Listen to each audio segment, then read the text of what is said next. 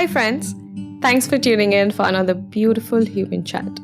If you've been joining us each week, you would know that we did not show up last week. But if this is the first time you're joining us, you don't have to worry about that. Because now you'll all know why we missed showing up last week. But more on that later.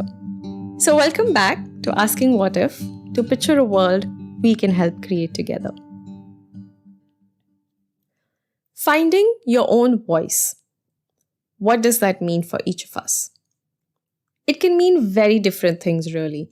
It could be standing up for something we believe in, or speaking up to be heard, or simply discovering an oral, written, or a technical medium to express ourselves.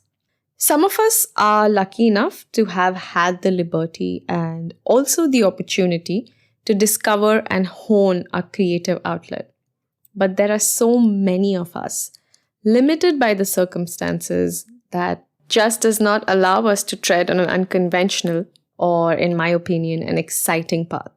We chat with Jigyasa Labru and Gaurav Singh today. They are founders of for-mission non-for-profit initiative called Slam Out Loud, and we dive into the power of art in helping all children discover their own voice and build creative confidence. Gaurav and I, we were both Teach for India fellows in this low-income community in Tughlakabad Extension in Delhi. And I think one of the insights that we had while we were working with children in our classroom were also other people working in this ecosystem, especially when you're working with children coming from low-income backgrounds who are essentially from marginalized communities. One of the things that really stood out was how our dreams for our children were very two-sided and only had the blinders on, which put them into categories of succeeding in academics or at best getting a job, and everything that we thought should be created out of education or should be created for high income children, which is finding your own voice or discovering who you are or finding what you're passionate about. All these were things that were not even considered for children that we worked with.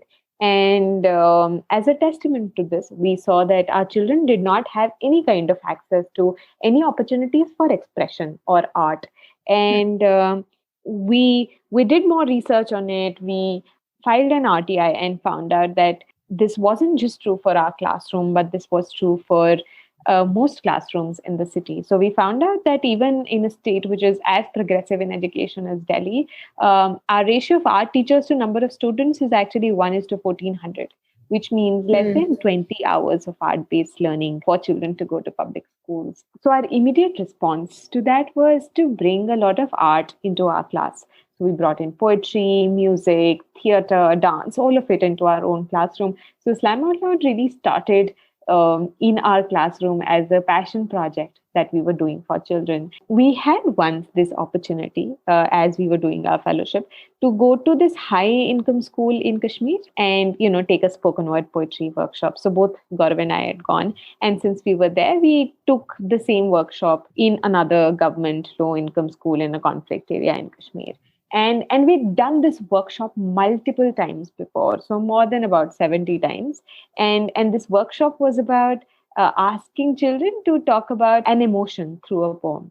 And we'd always heard children talk about joy, excitement, fun, happiness. And suddenly we were in this classroom in Kashmir, and all that the students could come up with was anger, sadness, confusion, hatred.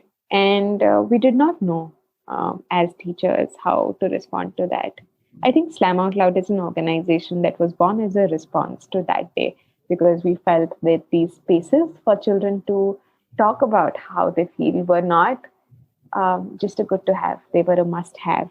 And within months, we had registered Slam Out Loud to be an organization that brings artists and art into classrooms. So that's really where the journey began. 2 points really stood out for me. One is as educators, and this is be it in an under-resourced school or be it in a high-income school, we usually have just those two goals where you're either hoping that they do well in academics or they get a job at the most, and that's I think that's been the reality for me also as while growing up. And that's probably been the reality for a lot of us while Yeah, growing up. And what you said about, it shouldn't be just a good to have. And that's also something that most of us have experienced. And unfortunately, a lot of the children also experience that where art is considered as something, an extracurricular, something that you can pursue, but you need to also get good marks. But you also need to make sure you get a high paying job or you need to become a professional. So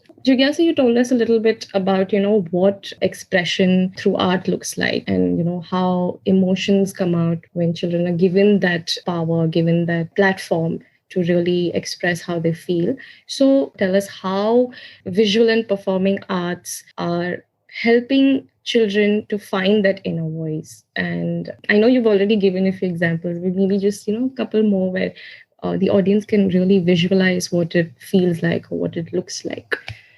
absolutely, absolutely. So again, Slam Out Loud is an organization which uses, art forms like theater, storytelling, spoken word poetry, and visual art to build what we call the skills of creative confidence, inspired by the D School, amongst children. And we work with children aged about like 7 to 17, coming from disadvantaged communities.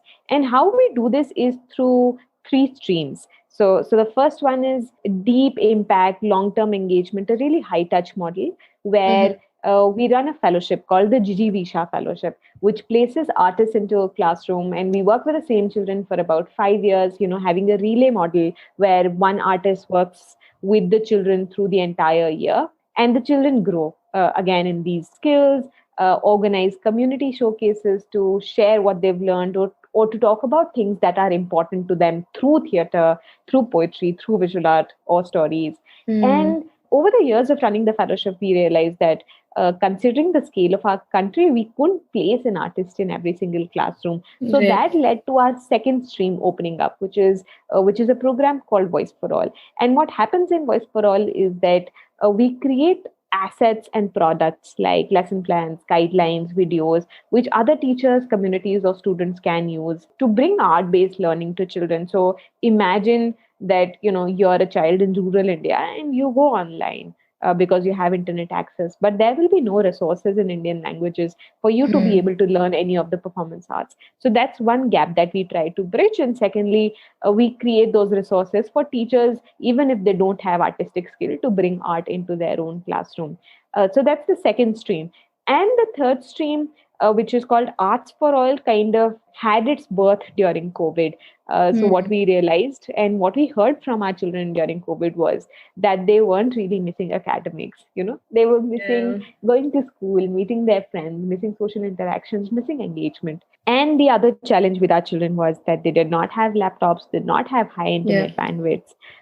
So we started leveraging the power of art and low tech platforms to build well-being and creative outcomes for children even during the time of COVID. And we started out with a platform like WhatsApp, and that allowed us to spread very fast, very quickly. So Mm, when we launched the program, like within our first 4 weeks, we had about 610 other organizations that signed up to receive our activities. They were distributing them, and over the last year, different government bodies, different other organizations, individuals have reached out to us for those resources, and they've spread amongst more than 4.7 million children across 19 wow. countries. And yeah, and so that's shown us the power of, like, cherry blossoms. And Mm, I'm giving that analogy because it's like we've thrown some seeds and we've seen them blossom last year, because tech, especially low tech, is mm-hmm. such an enabling and democratizing platform. So Definitely. so those are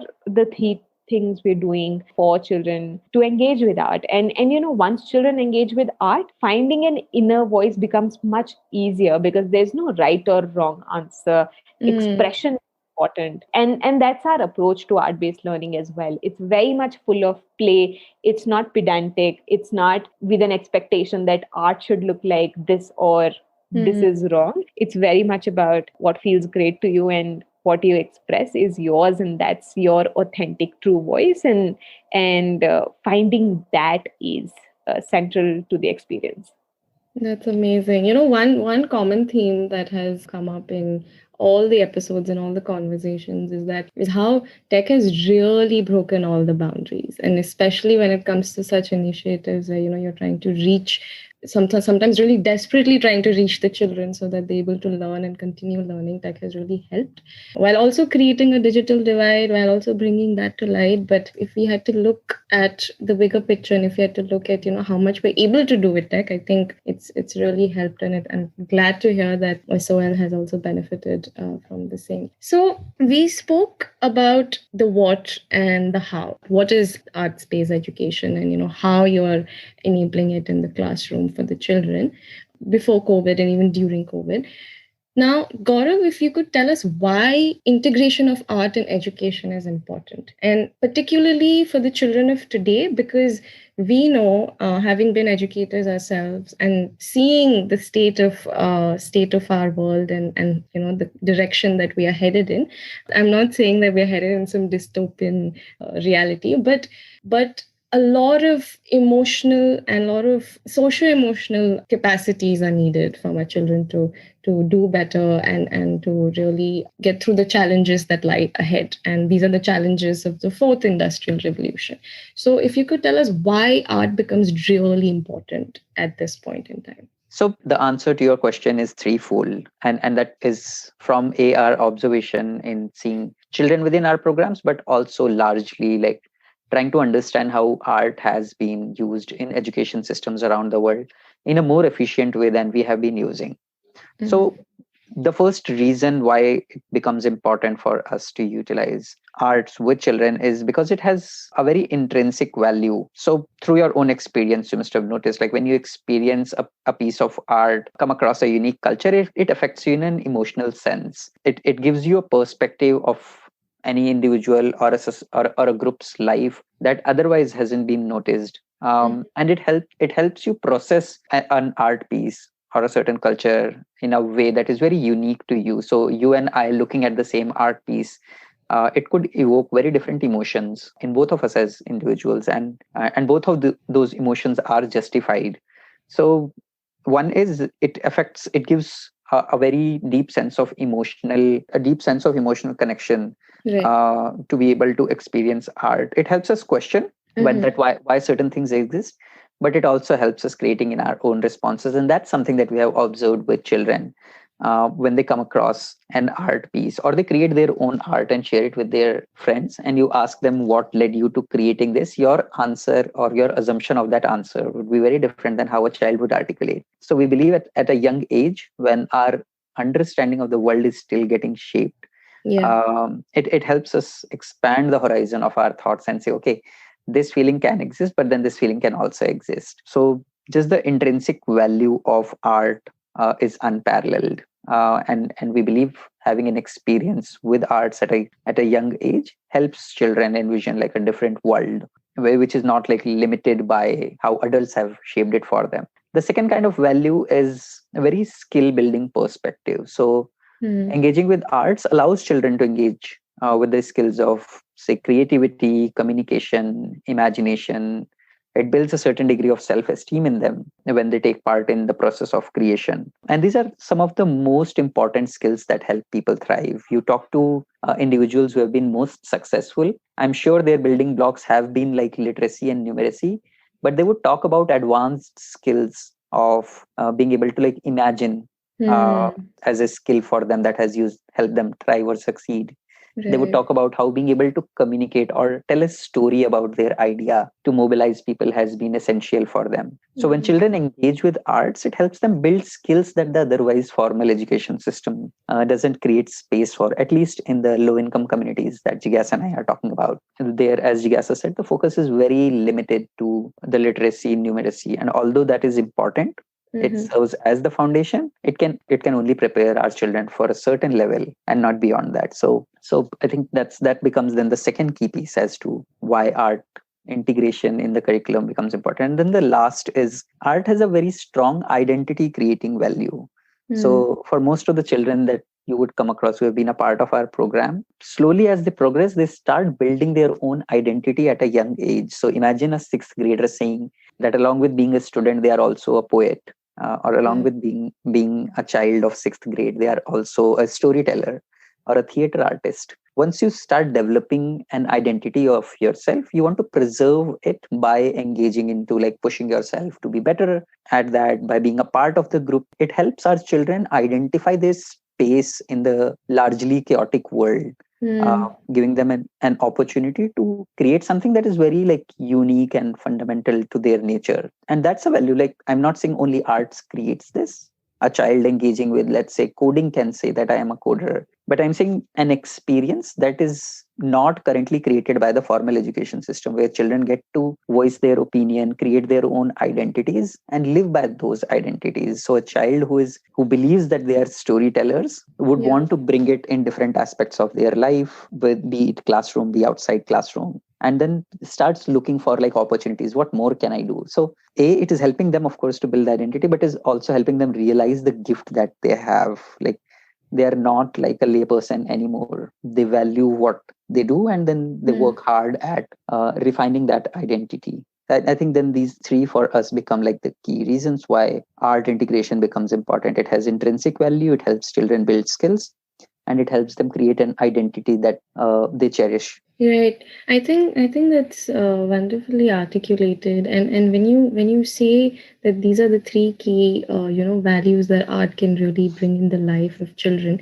Now, if we had to speak of keeping the context of our low income communities and the children who grow in these communities, how then can art be contextualized in a way that helps them form connections to their reality? Because we've all experienced and we've seen that what is being taught by the formal education system is not always aligned with what their reality is. Their reality is very different. They might be learning about social studies in school, which shows them, a very different picture of their civic reality. But then when they go back home, it's completely different.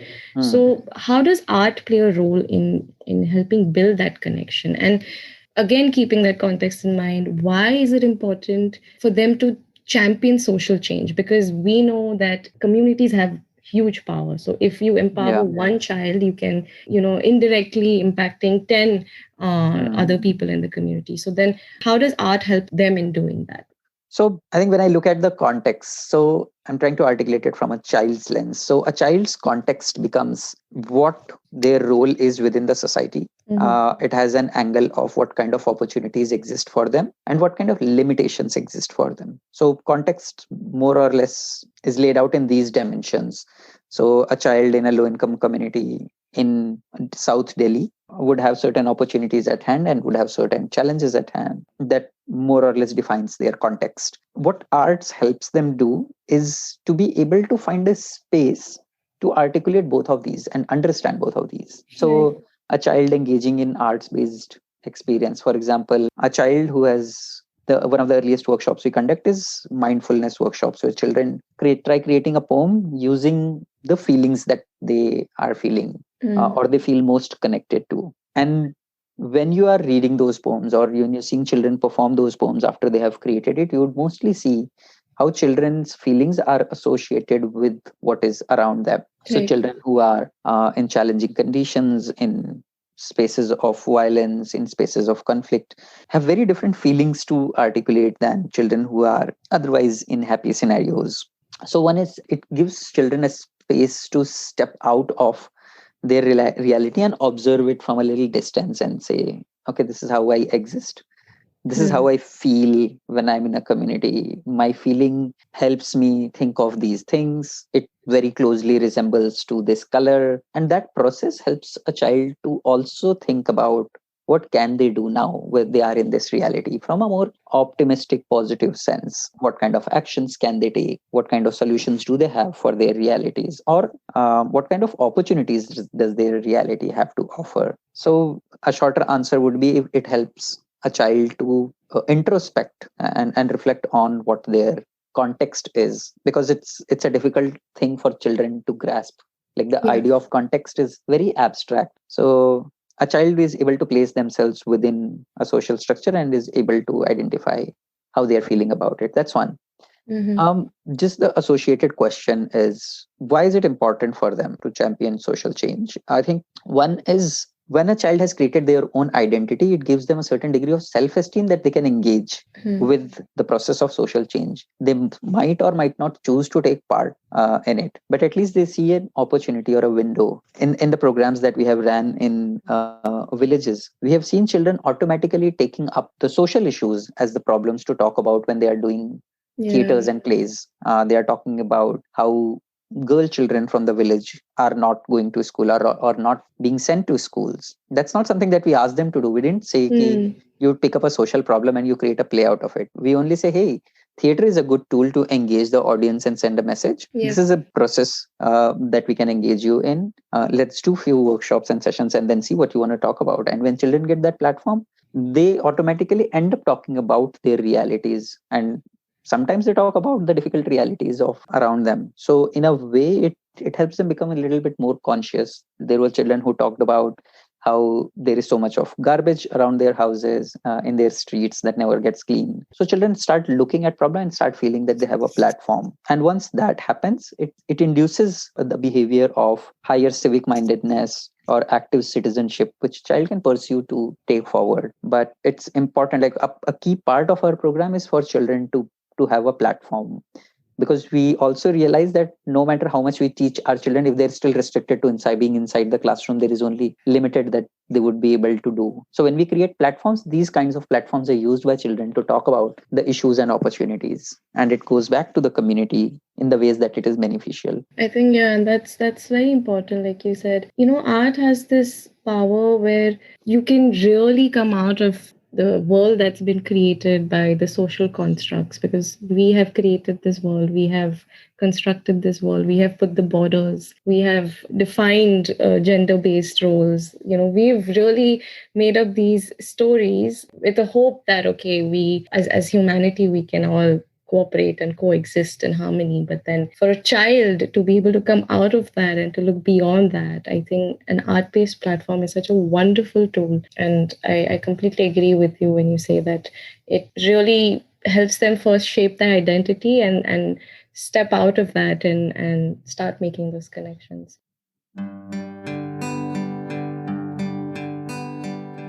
Many of us remember being told that arts does not guarantee job security, or arts is for those who can't excel in science or commerce. Different statements that stem from the same mindset, a mindset that places socio-emotional learning in the backseat. It takes some of us years to discover a true calling, and this is after having the privilege of completing a high school education. Now let's think about the children whose realities are grounded in socio-economic disparities. They may never really learn how to recognize and manage their emotions if they do not have access to freedom of creative expression in their everyday learning lives. We've heard about NEP and how the policy is trying to prioritize socio-emotional learning and higher order capacities through the curriculum. So, Jigyasa, if we could talk about the relationship between finding your own voice through different forms of art and socio-emotional learning. So, absolutely. When we talk about social emotional learning, we think about human development, right? And we think about how it enables children to develop knowledge, skills, attitudes that are especially around developing, identities, managing emotions, self-awareness, achieving goals, building empathy, forming strong relationships, being able to make better decisions. I think art or experimenting with any kind of in art gives children a space where they are building all of these skills, knowledge, and attitudes to be able to do all of this. So, for example, like when you're creating a work of art, you're constantly making decisions. For example, like what color to choose, or if you're in theater, like what kind of tone to use at this point of time. If you're in dance, what kind of movement to make. And all of that is deeply connected to your feelings and to your own sense of identity. And we've seen how young people have been at the forefront of all movements that are about identity. So I'm thinking about Occupy Wall Street, I'm thinking about Black Lives Matter, and all of these movements around identity are most powerfully expressed through art. I'm also thinking about Amanda Gorman, the inaugural poet this year. And how her identity is deeply reflected in her poem. And that's powerful about art always, that your own voice and its authenticity shines in what you create, because you're not memorizing something, you're Yeah. creating something from scratch. It's a product that not only shows what you can do, but also who you are just by existing. So I think that is a connection one can draw between like finding one's voice through art and social emotional learning happening in the process.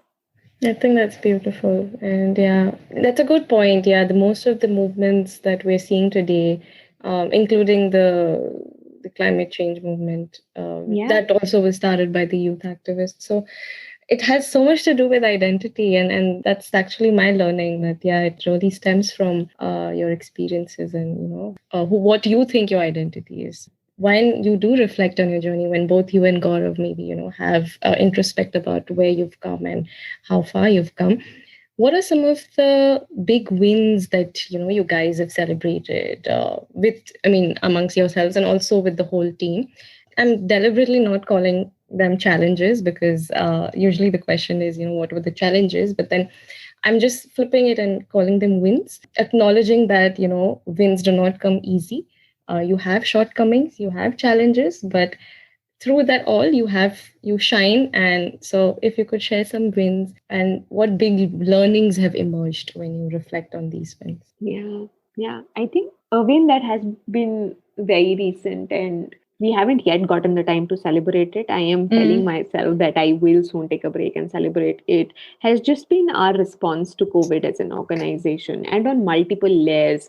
The first has been like in the face of our fundraising taking a hit, a couple of funders backing out, in the face of us not being able to expand physically. So this year, we in 2020 we had the plans to bring our fellowship to two more regions, had the funding sorted for it. Then it didn't happen, and in the face of us all having to go remote all of a sudden, I think what we managed to do was to really put our heads down, work, and make the best of the situation. However, the most important learning through this part was letting our children lead on to what we should do. I think we took the first 2 weeks just listening to our children and understanding what they need. And I think based on that, we were able to create a product that sort of met their needs and met them where they were at. So I think that has been a really, really big win. We've been able to scale without having to massively increase the size of the organization. We've been able to learn so much in the process about technology and its advantages and its limitations. And the other thing that we've learned in this process is about organizational culture, about what it takes for the team to be on the same page, to be motivated, to support each other through highs and lows, and creating spaces for social emotional learning and well-being, not only for the students that we work with but also for the teammates, creating spaces for well-being of everybody that works with us and empathizing far more, especially in this situation. So I think those are a couple of big learnings that have emerged. Another win for us as an organization was when we were able to partner with an organization like Pratham for the Voice for All project. I think for an organization like Pratham to trust us to work with them, and we'd only worked with about 6,000 children until then. And for them to be able to say that, we want you on board as partners and we'll work with about 50,000 children, that leap, that trust that they showed in us made us believe so much more in ourselves. And I think a huge learning from that would be that we do not need to grow the size of our organization if we have partners who are willing to take our idea to the work that they do, and we can support them in that. Yeah, I'm so glad that you brought that up because sometimes in the ecosystem, especially in the social change ecosystem, I think it can easily become a journey that founder finds themselves alone in. But key point to remember is that you can never be alone because you're all like we're all in this together, and we can only really affect change which is more macro when partners come together, and it's not about scaling by yourself or growing just as the team, but then it's all about coming together and collaborating. And I'm glad that Teach for India instilled that in us early on in our journey. So when you guys look ahead, when you sit down to chalk out a plan for the future, what do you envision for Slam Out Loud? And what is the big picture that you see? What are your hopes? What are your dreams? Do you hope for children to really take from this experience, and all your partners also? So I think a couple of years ago, and when we started, building Slam Out Loud as an idea itself, one of the things that was important to us and continues to be important to us is to change how art education happens, especially in the public education system in India. And while it could be aiming towards such a broader set of outcomes, it continues to be really, really narrow. There's a gap of skills, there's a gap of people in the system working on it, and there's also a gap of understanding how holistic it can be, and how engaging and fun for children. So I think us being able to contribute to shifting that in any way in our country, whether it is by collaborating with governments or whether it is collaborating with large size nonprofits or even the small size ones that allow us to take our idea to scale with them or adjust into their programs. That seems like something that we want to do with our work. However, what has also happened in the last year is that we've gone global without us intentionally wanting to. And we've seen a lot of partnerships arising from across the world. I think what we want to do is want to bring the best know-how in the world in art and education to India. And we also want to take the best lessons from what we're doing here to children all over the world. I think art-based education is deprioritized globally. And there is an opportunity for Slam Out Loud to be one of the players in shifting people's mindsets on how art education is delivered right now and what it could be instead of what is. Definitely. I think you guys have already, laid the foundation and you're already on the right path. You're already changing the way art-based education looks like for our current generation of children and educators as well. So yeah, I'm sure you guys are going to be only onwards and upwards from here. So now we come to our what if question. This is really the core of the show. It's just a way to break our linear pattern of thinking. As humans, I think we're very used to just thinking in that linear pattern, and that tends to happen when we follow the routine and we continue to live our lives the way we usually do. So what if is really just trying to break that pattern of thought and just try to come up with solutions where we can all work together towards making this world a better place. So Gaurav, what if all artists, and when I say artists, I'm not limiting it to professional artists. I think educators are also artists. So artists who come in contact with children or who interact with children. So what if all artists in their own capacities began advocating for integration of arts in education? How will this help in ensuring that children very early on are able to find their inner voice and their own voice? Yeah, I think that's a very imagination level question, but a question that's worth thinking about. So thank you so much for pushing it our way. The two things that I definitely see happening in this phenomena when an artists become advocates for arts-based learning slash arts integrated curriculums. One is it will catalyze the process of change. So currently how it's happening is really slow. So NEP does new education policy, does talk about bringing in arts, using different art forms for children to learn. But the process of change is so slow that it's still going to take years for that to be significantly benefiting each child. Right. But if influencers or artists pick up that role where they consciously across platforms talk about why is it important for children to have access to arts based learning or experiences with arts, I think that process can speed up. It needs to speed up. We are almost in crisis both when it comes to children's socio-emotional well-being and skill building and identity creation. So there is a huge need of focusing, and the earlier we start, the better. It will result into making this is systems level priority.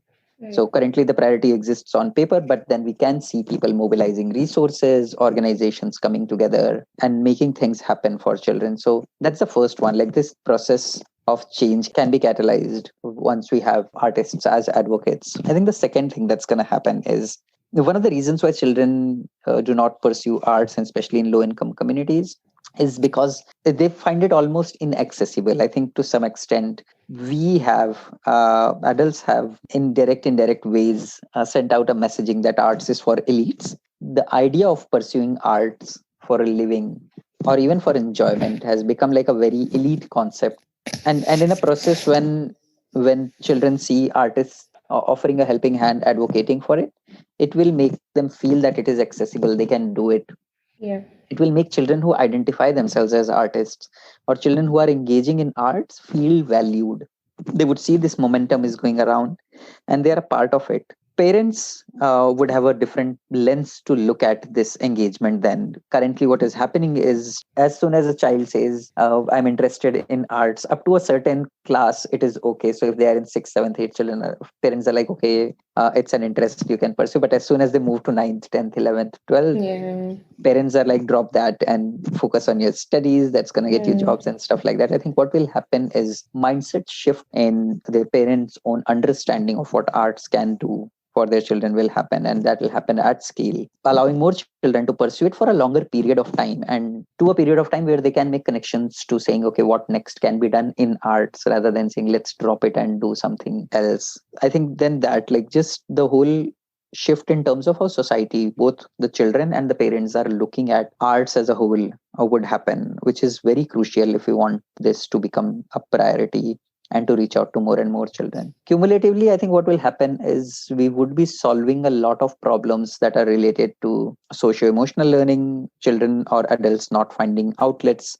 to express themselves. We would see more people expressing opinions, being a part of social change in the ways that they identify with. So my hope is that we will see a shift in how people are approaching both the limitations of the society and their responses to it. We will see more creative ways in which we will be able to break out of those limitations. Something that I hope changes, and especially after the year that we've had, we all have sat with ourselves. We've all had that much time to sit with ourselves. So I hope that this year really pushes the importance of having a creative outlet, having a medium Yeah. of expression, be it any form, even if it's not a purely art based form, but just having that way to express has become so much more important for everybody's mental health and well-being as well. So having said that, for children it's way more important to grow up in a space where they are able to express what they feel and be not really be judged for it, or not really feel that they are saying the wrong thing at the wrong time to the wrong people.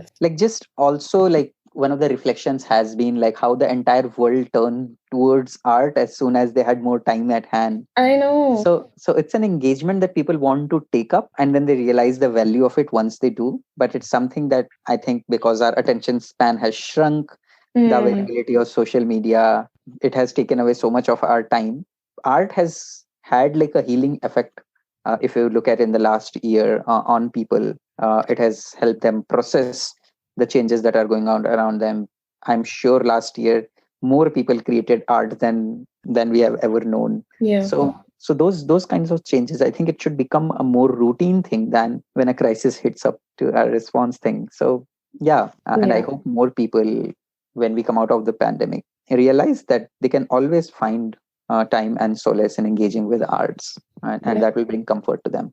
Definitely. I hope so too. That is the hope. That is the hope of this question. I always include this question in all our conversations because I think it really helps to remind ourselves of what we should be grateful for or what we are grateful for. I find that it helps me take care of the things that I've expressed gratitude for. So I just also wanted to put this question for you guys. And so, what are you grateful for? One of the things I'm really grateful for, especially in considering the year that we've had, is being able to be with family and being able to be at home. I think not having to worry constantly about people you love and having them close during what has been a challenging time for all of humanity is a challenging time at work. I think, yeah, that's something I'm truly grateful for. Great. Awesome. What about you, Gaurav? Very similar. I think deep grateful for the people around me, and that includes the family, to be able to live without worry in terms of will I have food to eat, and that's coming with privilege, right? But just not having the challenges that would make things most or difficult for me, and I think I'm grateful for that. I'm also deeply grateful that within the pandemic we could get our children to spend some time with themselves, reflect, engage in mindful experience, to have a team that places faith in us in very uncertain times, right? We have taken some huge pivots from what we were doing, and to have a team that says, okay, what you're doing makes sense and we have faith in you, and to follow us through those pivots. I'm deeply grateful to have those people. And lastly, just the support that we have seen in the past year as an organization, as an idea, both from children. So for a child to invest 30-40 minutes of their time to do an activity that we have created, that means that they are laying their trust on an organization sitting far from them and are still engaging. But at the same time, also, like, people who have picked our solutions, implemented it with their children, came back with feedback, and then spread the word around of what we are doing, just in good spirit, good faith. It makes me feel grateful to have a tribe like that has your back in a challenging year. Art can neither be defined nor categorized, simply because it stems from a feeling, an experience, our identity. While art can be created, its true essence lies in being felt. In a world of uncertainty, if you are able to reach out to any form of art that provides a creative outlet, take some time to truly sense it, feel it, enjoy it. Our school texts and professional systems may help us to think and do. However, it is art which can help us feel what we think and do.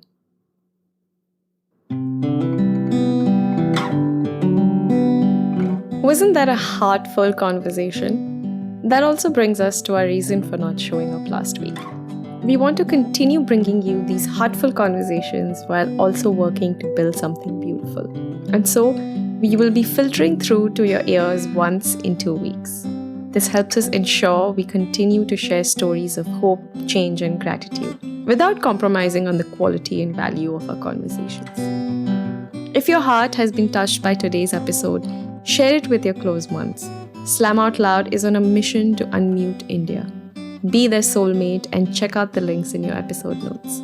Write to us your thoughts, suggestions, or relatable experiences. We would love getting to know you. We'll be here, same time, same place in 2 weeks. Until then, take care and stay safe.